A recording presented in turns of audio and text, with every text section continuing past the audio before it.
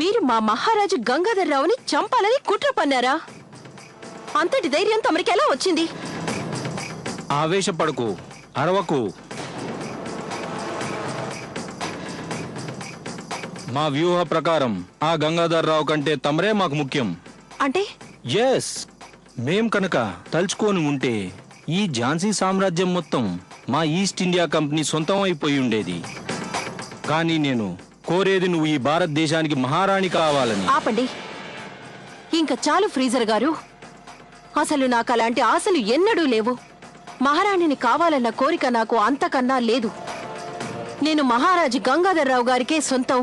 నేను ఆయన మనిషిని, ఆయన మనిషిగానే మిగిలిపోతాను. అర్థమైందా?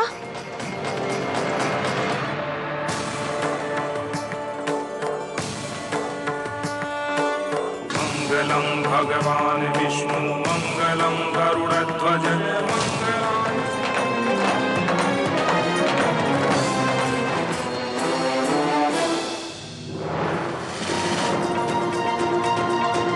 దేవుడా, పీడకల, ఘోరమైన పీడకల.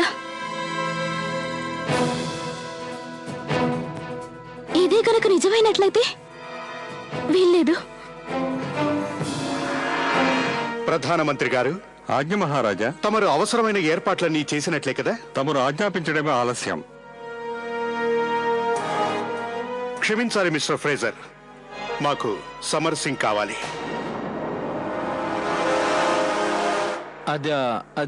అది మిస్టర్ ఫ్రేజర్, నిన్న జరిగిన సంఘటన మేము మర్చిపోలేకపోతున్నాం. ఆ సమర్ సింగ్ దుర్గాదేవి ఆలయం దాకా వచ్చినప్పుడు అతన్ని స్వయంగా మేమే శిక్షించాలని అతనితో యుద్ధం చేశాం. కానీ ఊహించని విధంగా అతని స్థానంలో ఒక మారువేషగాడు మాపై దాడి చేశాడు. తరువాత వాణ్ణి మీరు చంపేశారు. సమర్ సింగ్ మాయమైపోయాడు. జరిగిన ఆ సంఘటన విశ్లేషించి చూస్తే అదంతా మమ్మల్ని చంపడానికి తలపెట్టిన కుట్ర అనిపిస్తోంది. మాకు సమర్ సింగ్ ప్రాణాలతో కావాలి. అందుకని ఈ కార్యాన్ని తమరు తీవ్రంగా పరిగణించాలి. లేదంటే ఈ సమాచారం మేము ఫోర్ట్ విలియమ్స్ కి తెలియజేయాల్సి ఉంటుంది. ప్రధానమంత్రి గారు. ఆజ్ఞ మహారాజా. మేం మీతో విడిగా మాట్లాడదలిచాం. ఆ లేఖ రాసిన వ్యక్తి కేవలం మాకే కాదు, ఝాన్సీకి కూడా శ్రేయోభిలాష అయి ఉండాలి.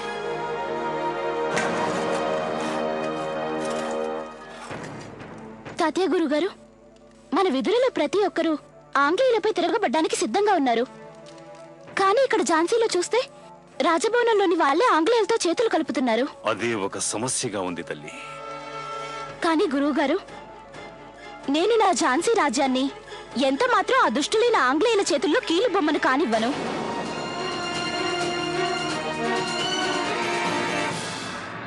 అది చూస్తాను. పరిస్థితి నా చేతుల్లో నుంచి జారిపోనివ్వను.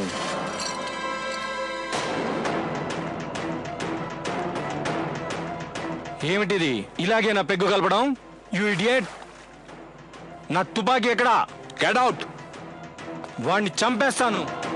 అతని మాటలను బట్టి చూస్తే గంగాధర్రావుకి ఏదో అనుమానం వచ్చినట్లుంది. ఆ సమర్ సింగ్ ప్రాణాలతో చిక్కినట్లయితే సమస్య మరింత జటిలమవుతుంది. తెలుసు రాబిన్, ఏ సమస్యను ఎప్పుడు ఎలా ఎదుర్కోవాలో నాకు చాలా బాగా తెలుసు.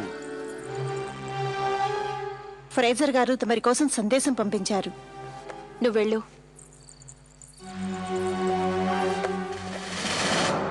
మోతీబాయి, నన్ను కలవడానికి నువ్వు రానట్లయితే భోజనాల సమయంలో నీ గురించి గంగాధర్రావుకి చెప్పాల్సి వస్తుంది. నా గురించి గంగాధర్రావు గారికి చెప్తారా?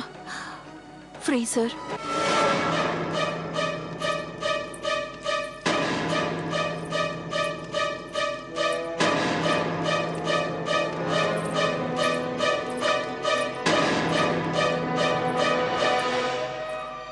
ఫ్రీజర్ గారు, ఫ్రీజర్ గారు